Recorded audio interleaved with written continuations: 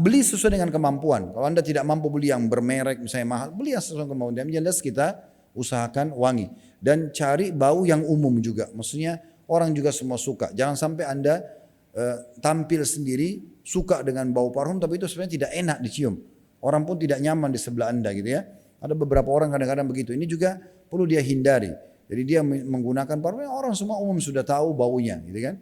Dan menghindari bau wanita. Nah, sebagaimana juga wanita tidak boleh menyerupai laki-laki dalam hal ini ya. Karena memang ini nanti akan membuka pintu-pintu syaitan ya.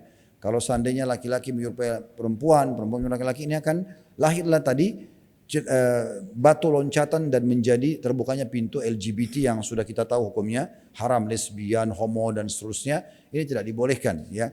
Bermula dari masalah ini, pakaian menyerupai, wangi-wangian, dan saking tegasnya dalam masalah ini sampai malaikat tidak akan mendekatinya. Ini harus hati-hati.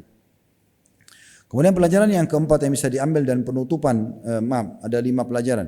Pelajaran yang keempat adalah tentang masalah saksi bahasan kita orang junub. Selama Anda junub, ya maka malaikat langsung menjauh. Ada 2 keadaan di mana malaikat mendekat kembali. Yang pertama Anda langsung mandi, tadi sudah kita jelaskan. Yang paling afdal Anda mandi. Sudah kami jelaskan tadi caranya, membasuh telapak tangan, membersihkan kemaluan sampai bersih, kemudian berwuduk seperti wuduk sholat, lalu membasuh tubuh, tapi dimulai dari sisi kanan kepala, sisi kanan tubuh, kemudian baru seluruh tubuhnya. Itu mandi junubnya itu ya. Ini yang paling baik. Malaikat langsung mendekat kembali kepada Anda yang maknanya rahmat Allah atau rezeki yang dibagikan Anda bisa langsung dapatkan. Ya. Tapi kalau Anda menunda ini, maka malaikat akan menjauh. Apalagi kalau orang sampai tidak mandi junub. Kemudian keadaan yang kedua adalah kondisi kita junub tapi Anda sempat membersihkan kemaluan Anda. Kemudian Anda wudhu baru Anda tidur. Tetap didekati oleh malaikat. Makanya dia dalam riwayat pertama dikatakan wal junubu illa an yatawadda. Dan orang yang junub kecuali dalam keadaan dia berwudhu. Kalau dia berwudhu maka dia tetap didekati oleh malaikat gitu ya.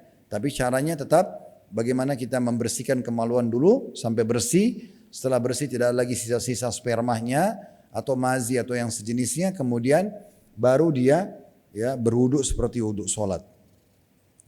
Kemudian selanjutnya pelajaran yang terakhir yang kita bisa ambil di hadis nomor 2 adalah termasuk yang tidak akan didekati oleh malaikat adalah orang-orang yang mabuk.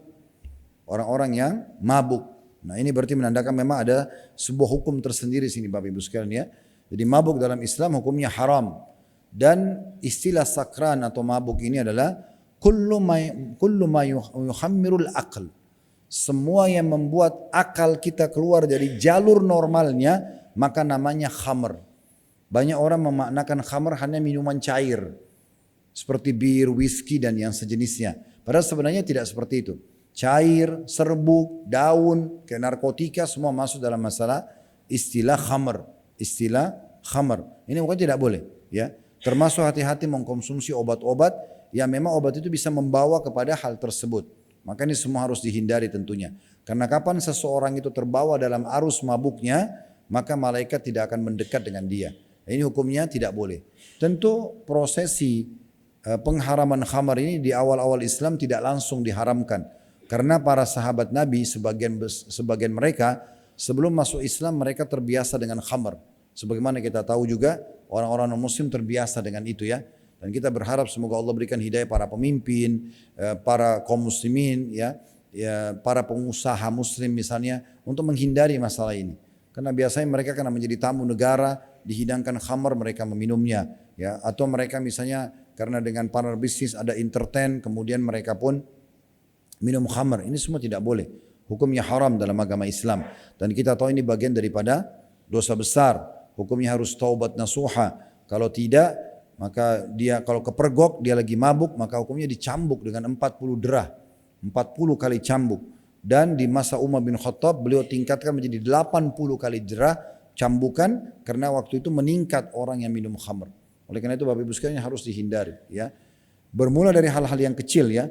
Seperti misalnya mencoba. Dosa itu Bapak Ibu sekalian, mohon maaf saya berbagi, untuk dipelajari dan dijauhi.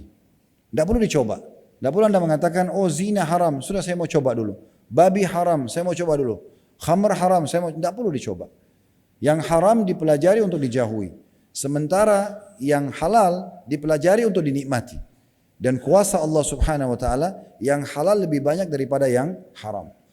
Kami pernah jelaskan di kajian-kajian kami di sini juga kita pernah sebutkan, di saat Allah haramkan khamr, enggak boleh mabuk-mabukan, Allah ganti dengan yang lain kok. Tubuh kita kan butuh cairan juga.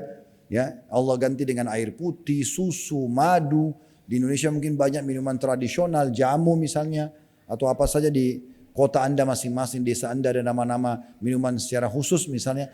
Maka semua itu penggantinya. Lalu untuk apa khamr?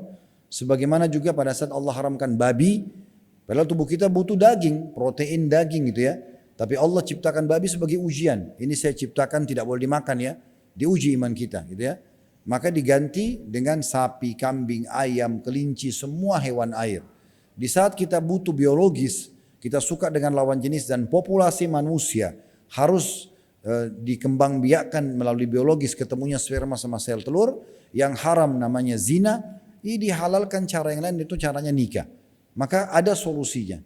Kalau tidak ada solusinya mungkin wajar orang terjerumus. Ini tidak ada solusinya. Oleh karena itu tidak perlu kita mencoba apa-apa yang diharamkan oleh Allah Subhanahu wa taala.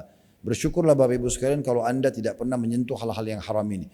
Kalaupun Anda pernah terjerumus dalam yang haram, segera taubat kepada Allah, karena pintu taubat terbuka selama Anda belum meninggal. Dan poin penting, jangan pernah wariskan keburukan dan maksiat kepada anak-anak kita. Oh, tidak apa-apa nak, puasin aja. Ayah juga sama ibu dulu begitu kok. Anda pernah dengar itu ya? Masih muda, tidak apa-apa puas-puasin. Puas-puasin apa? Dosa kepada Allah. Anda mau panen dosa anak Anda? Harusnya Anda tutupin kesalahan Anda dengan memperbaiki anak-anak tersebut. Kalau kita dulunya jauh tidak sholat, nanti umur 30-40 tahun kita baru sholat, anak-anak kita dari kecil kita sudah biasakan sholat. Dulu kita belum sempurna tutup aurat, anak-anak sudah harus tutup aurat. Dulu kita belum bisa baca Quran, maka anak-anak kita harus sudah hafal Quran, dan seterusnya. Jauhkan mereka dari hal-hal yang haram, supaya kita menutupi kesalahan kita di depan Allah Subhanahu wa taala, dan juga tentunya kita bisa meraih pahala dari anak-anak kita. Ini penting sekali ya. Jadi jangan dibiarkan. Juga tips yang perlu saya bagi dalam masalah anak-anak, usahakan Bapak Ibu sekalian anak-anak jangan suka diberikan pilihan.